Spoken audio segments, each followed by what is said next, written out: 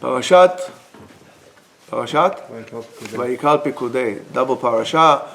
Plus we have Parshat HaChodesh. It's going to be a long thing, you know. It is amazing how you find everything that happens in the parasha really applicable to today's day and age. I'm sure everybody heard about the attack that was in Detroit on the Jewish daycare with a synagogue. And I'm going to tell you something. If you think that you say, "Oh, it's a reform, I don't really care," you are wrong. It's an attack against Jews. And you see that lately the attacks or the trend is to really harass and attack Jewish communities and individuals as well. And that is very interesting because the parasha, I found a hint for that in this double parasha that we are this week. And maybe if we'll pay attention to it, we'll know also how to fix it. Of course, I'm talking always about fixing things in a legal and in a peaceful way. So let's look at this way. Parashat Vayakhel-Pekudei. If you would ask me in one sentence to summarize this, I will tell you it talks about community, it talks about responsibility, and basically the way for freedom, to achieve actual freedom. They're always together?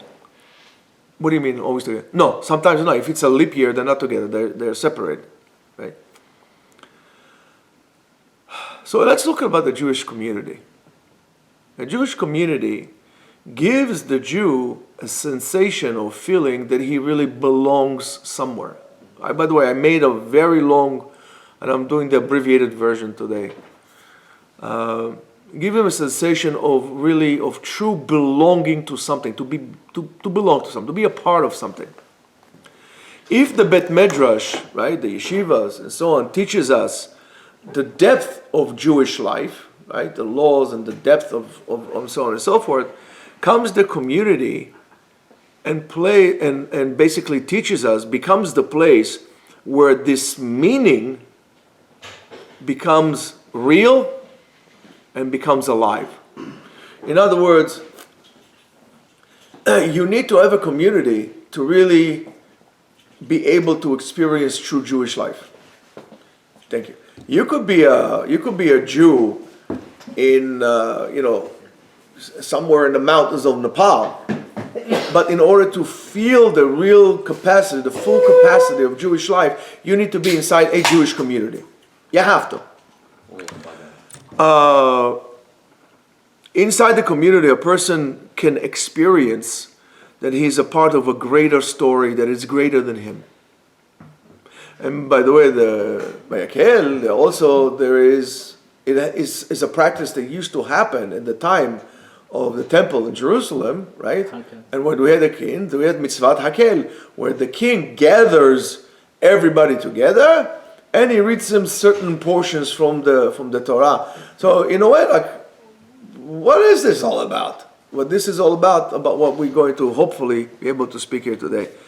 The keilah, the community, is not just a physical structure, like a JCC and so on and so forth, but mainly the connections between people, the interaction between the individuals of the people. It's like, call it a meeting of souls and spirits and an ongoing discussion on identity, about emunah, belief, about mutual purpose that we all have to do. You have to negotiate this, right?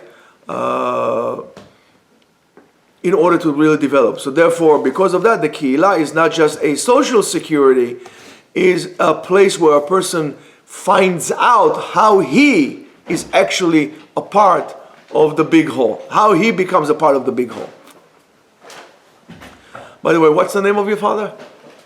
Michael ben Rina. Michael ben Rina. Okay, so this shiur is dedicated to Ilui Nishmat Michael ben Rina Mazal bat Penina. and Mazal bat Penina, right? So this is in a way, throughout the generation, the Jewish community, to have a vibrant and functioning Jewish community was maybe one of the biggest secrets of the continuation of the Jewish people through hardship and in unbelievable condition of exile and oppression and so on and so forth.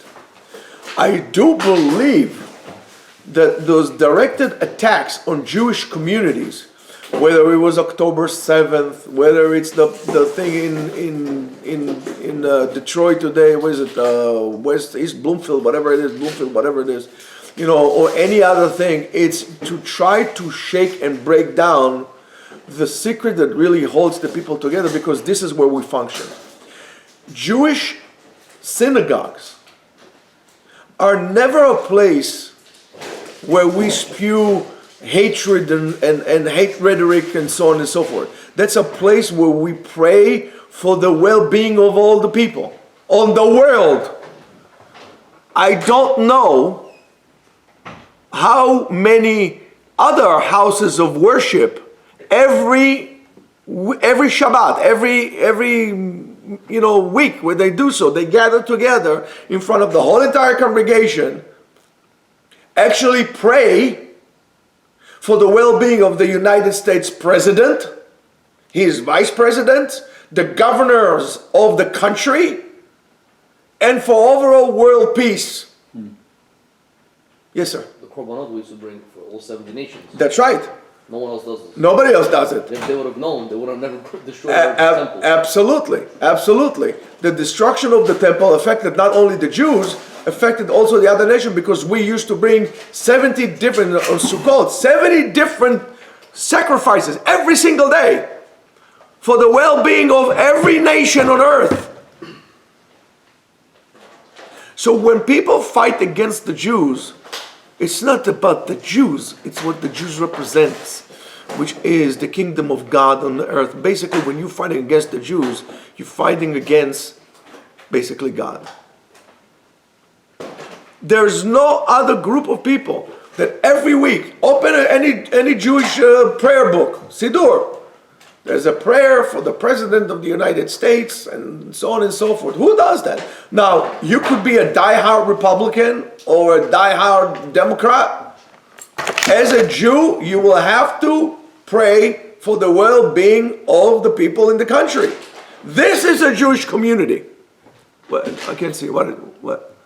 We had the Siddur in Soviet Union. Yes. And they would also pray for the... That's right. Everybody does it now. It doesn't make a difference if it's a sultan in Turkey or it's I don't know, some whatever. Anywhere, you always pray for that, because we understand that. That's what you do in the Jewish community.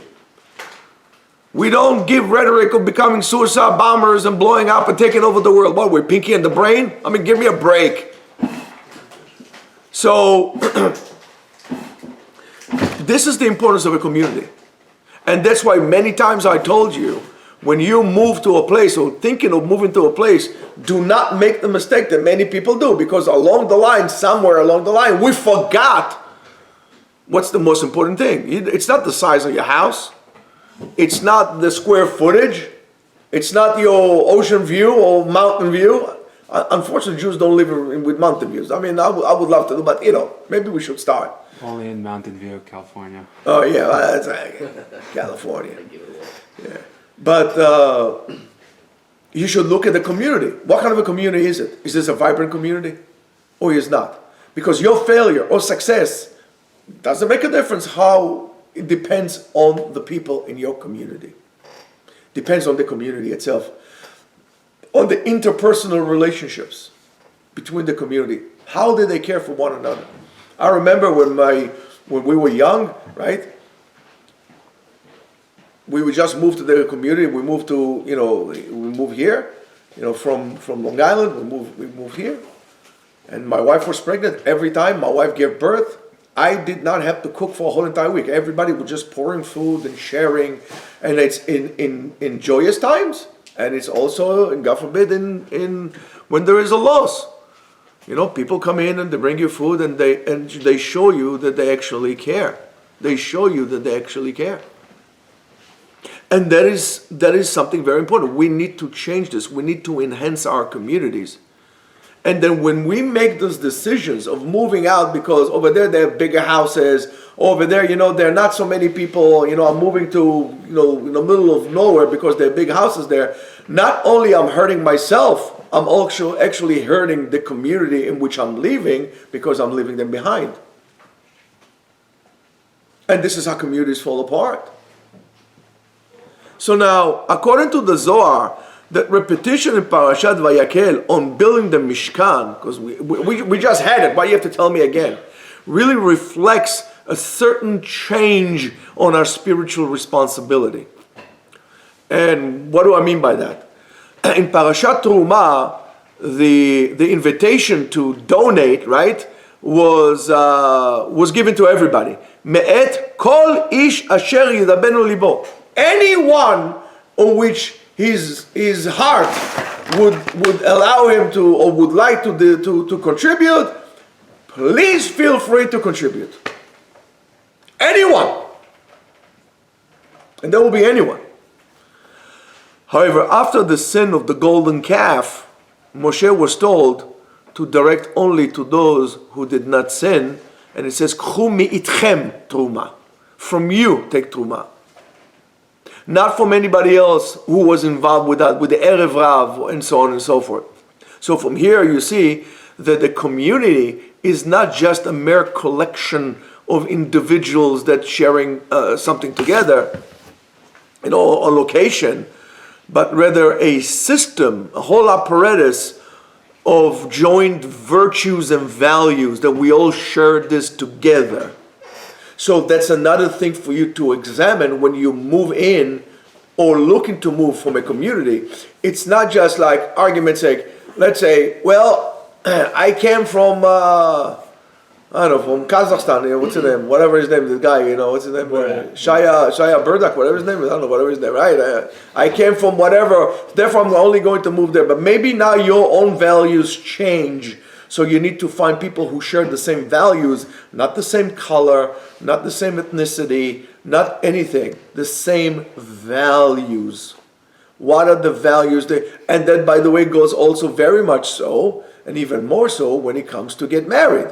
Don't marry someone just because you share the same, DNA background in terms of you came out from the mountains of from the hills of Montezuma to the shores of Tripoli. Right?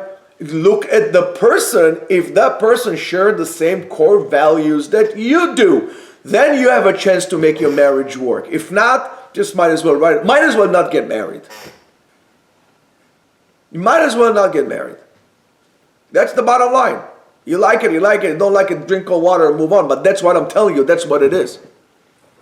So when the values are not clear or the virtues are not clear, the whole entire structure becomes unstable. It becomes unstable and then it would start crumbling.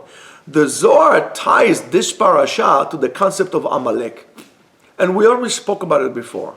Amalek as a concept that inhibits doubt in the validity of your actions in terms of what you know.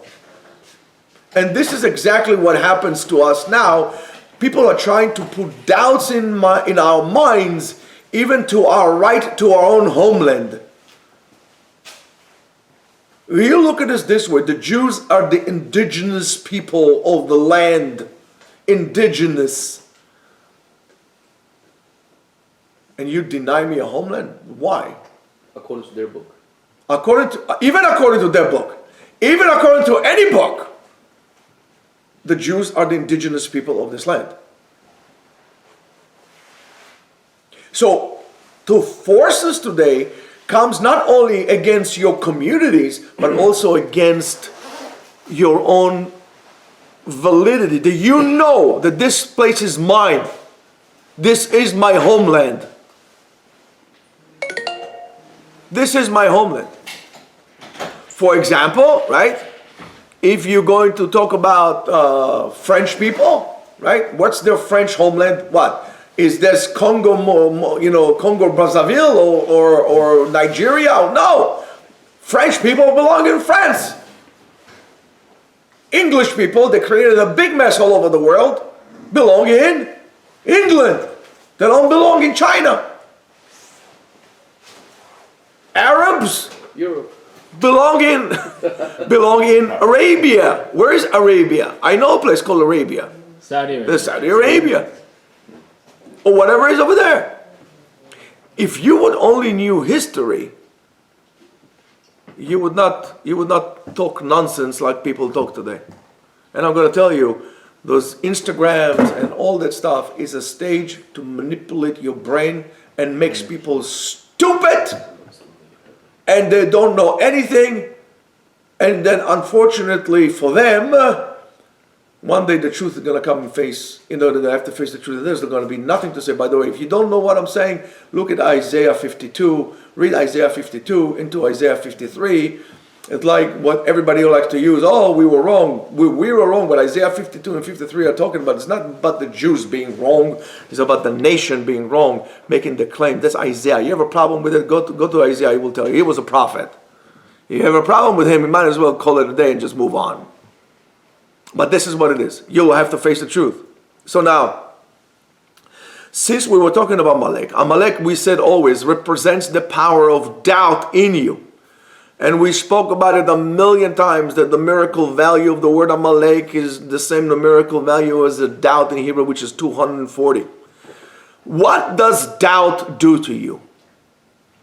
Right? If you have fear, you should know that there is a certain doubt in you. So doubt creates fear. Doubt creates confusion. Doubt creates lack of security. Now you petrify, you're afraid, you have a doubt. You don't know. So why are you afraid? It's because you have doubts. Now, a doubt will also affect the way a person really perceives reality. You look at reality differently because now you're looking from a place of doubt. Avner, pay attention. Avner, tzaddik. Now, you need to understand that here comes the community. The community, when you have a community, it helps you remove some of these doubts. Why? Because a person without a community that is a supportive community, that knows the same values, is basically a person, it lives in a state that is not natural to his soul, to his spirit. Why? Because his identity, your identity, is being defined and built with the interaction with other people. All the stuff that you learned, if you never interacted with people, would basically be or mean absolutely nothing. That's why the importance of a community is not only socially important, but also existentially important, right? It gives a person a certain format of meaning, a moral direction, and a sensation of a home. That's what it does to you. And if you have doubt, you feel the strength from your community to remove those doubts. So now you're feeling good. Yeah, that's not a problem. If you feel insecure in your community, therefore you have a doubt whether you belong there or you don't belong there. You need to remove it. You need to understand. You need to ask yourself, what is the community actually giving to me? Is that, again, that we share the same building blocks. And I keep saying to you, it's the same thing like marriage, because any relationship, any interaction of a relationship, whether it's man with man, human with human, not man with man, right? Human with human, a person with community, a person with God. It's all has to give this give and take. It has to do that. So is the community actually helping you to remove your doubt? Does it build the structures or the systems in place? By the way, guys, take some kibbutz and right. So now,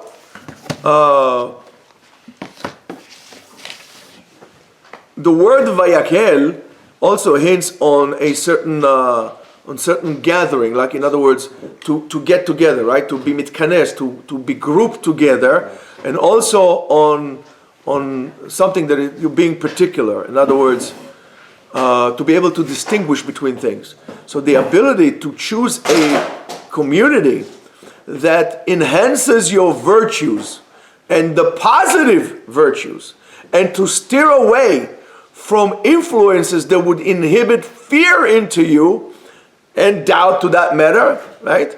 That is a good community you need to look into. If you live in a community with fears, it's time for you to leave.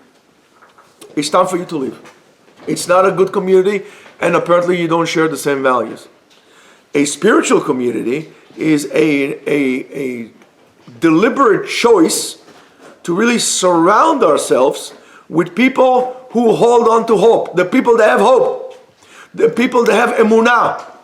And we spoke about emunah for the last few days. As the Zohar says, the yirah, in other words, the fear of God, right? Yeah. Is the reservoir in which all the blessing in the world go through.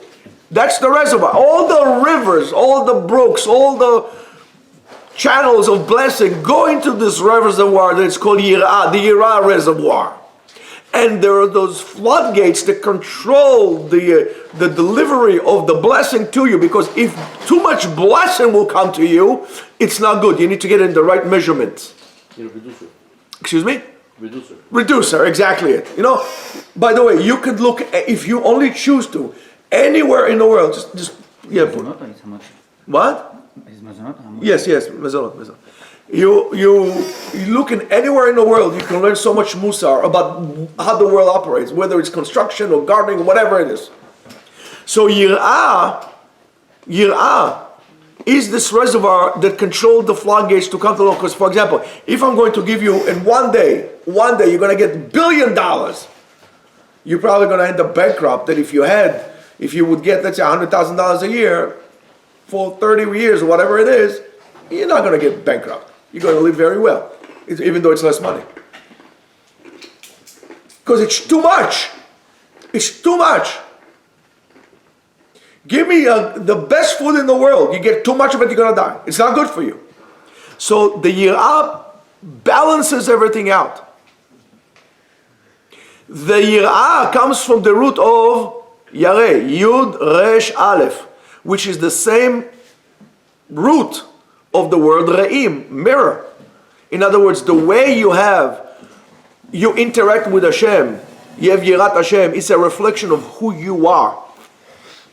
If you live in a community that encourages and enhances learning Torah, doing chesed, helping one another, caring for one another, it's ultimately going to be a reflection of you. You're going to become this community. But God forbid, if you live in a community that does immoral things, you will end up doing the same thing as well. The same thing as well. So you need to be very, very careful. You're going to live your life in fear because you're not sure whether I should do this, I shouldn't do this. Any doubt, that's why Chazal told us, Harchek atzmecha min hasafek. Remove yourself from doubts. You have a doubt, your job is to remove the doubts. To find out what it is. You have a question, you don't know what to do. Ask, learn, do something, but don't go in doubts. Don't go in places that it's like trying to walk between the drops, because you can't, you're going to get wet. You have fears, you have doubts. Doubt and fear is the same thing. So now,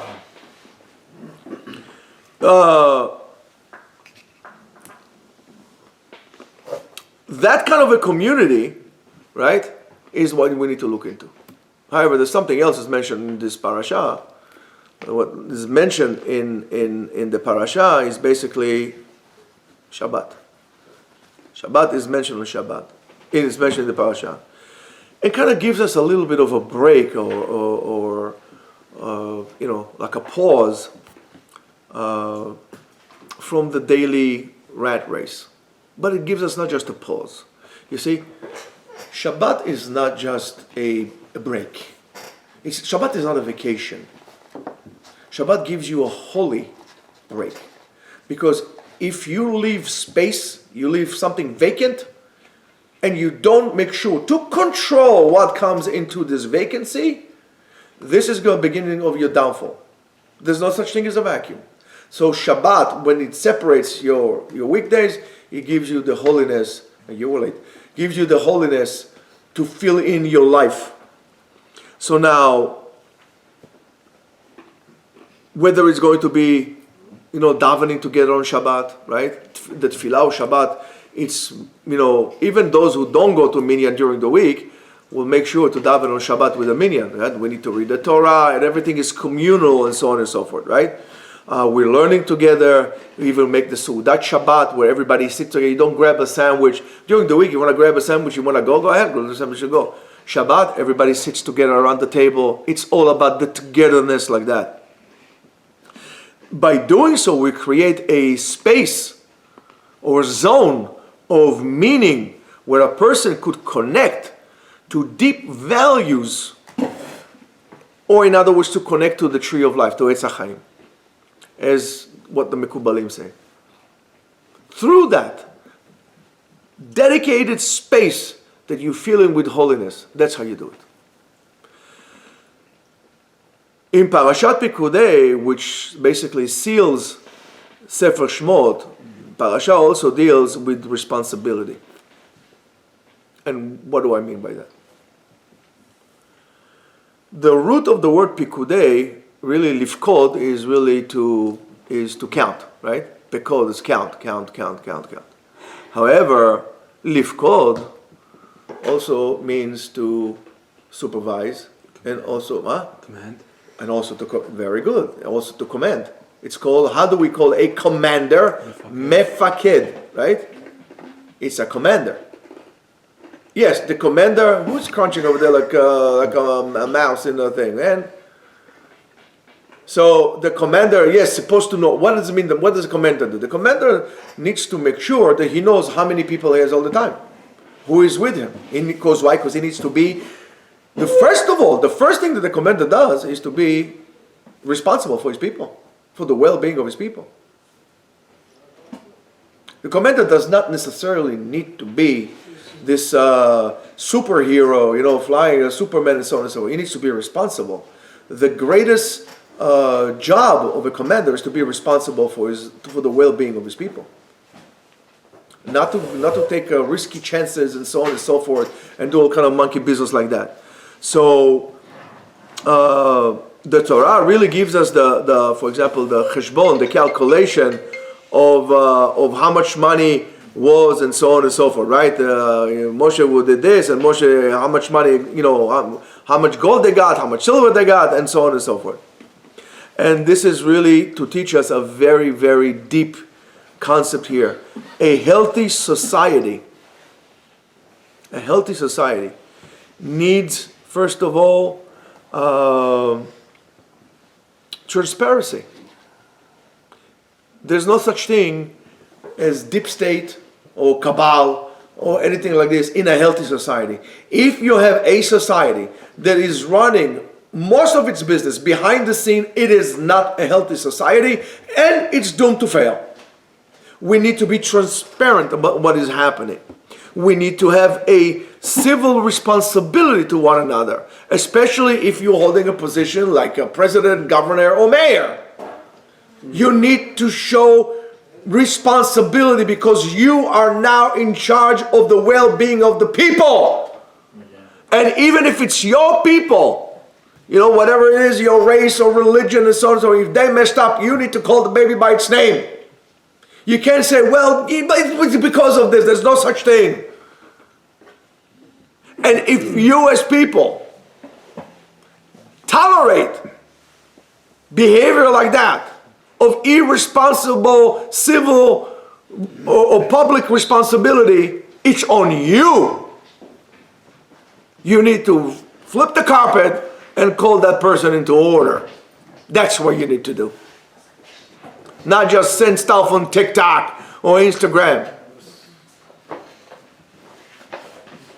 So now, real freedom or true freedom is not to do whatever you want to do.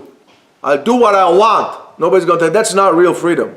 But rather, real freedom is to control our urges and direct them to a good channel. direct them to a good channel. That's called free. In the Kabbalah, that's called switching. Amen. The ratzon lekabel, the will to give, to the will. The will to get to the will to give. Ratzon lekabel. In other words, I want to receive, but why do I want to receive? Only to be able to do good with it. Because I understand that I, for myself, I don't have anything. Everything comes from God. So please, God, give it to me so I can do good with the people. I can do good with the people. So I can actually help everybody. Tell you something. I know there will probably be many people who would bent out of shape. But when my father, alav shalom, was alive, he was working with Arabs from the West Bank, ex-Jordanians, right? Because they were all had Jordanian passport. And one of them was a very, very super nice guy. Unfortunately, could not have kids. My father got for him the proper documentation to travel into Israel, brought him to the doctor that helped him have a kid, because that was the right thing to do. To help everybody for the sake of helping people. You would say, well, was a Jew helping an Arab? Yes, a Jew, a human helping a human. That's first of all. It doesn't make a difference even if the guy is illegal. He's a human being first of all. And everybody was created in the image of God. What they choose to do with this image that's on them. But everybody is acted or created in the image of God. And we need to respect that. Because you cannot tell me that you respect God's will if, God forbid, you spit on His image. And we need to understand that.